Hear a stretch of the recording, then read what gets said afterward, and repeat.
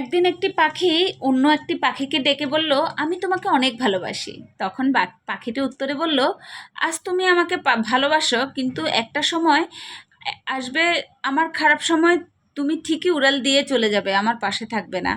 তখন ওই পাখিটি উত্তরটা শুনে খুব ব্যথিত হলো এবং আবেগী হয়ে তার দুটো ডানা কেটে ফেললো। তখন সে বলল যে, দেখো, আমি আমার দুটো ডানা কেটে ফেলেছি, আমি চাইলেও উড়াল দিতে পারবো না।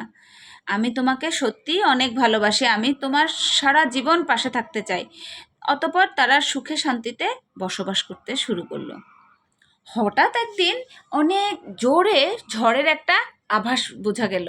তখন ডানাকাটা পাখি সে অন্য পাখিটাকে ডেকে বলল, ঝড়ের আভাস পাওয়া যাচ্ছে, তুমি উড়াল দিয়ে বিপদসীমার বাইরে চলে যাও। এই কথা শুনে সেই পাখিটি সাথে সাথে উড়াল দিল।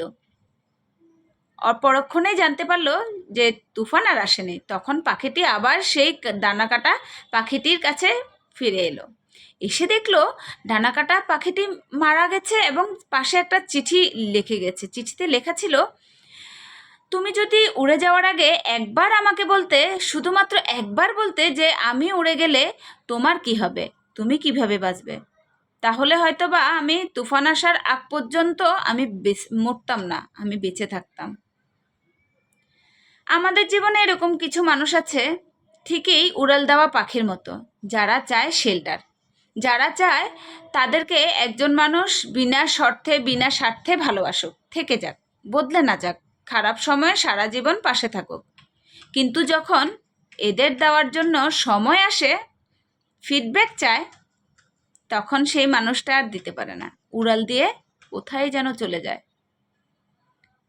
সামান্য কারো কিছু কথায় কিংবা ঠুনকো গ্লাসের কাচের মতো সব ভেঙে চুরে যায়, তাদের সম্পর্কের ইতি ঘটায়।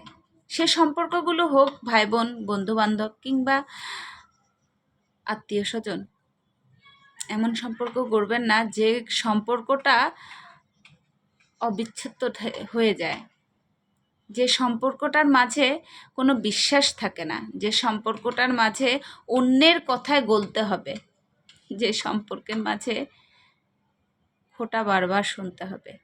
এগুলা ভালো না। এ ধরনের সম্পর্ক করবেন না কখনো কেউ।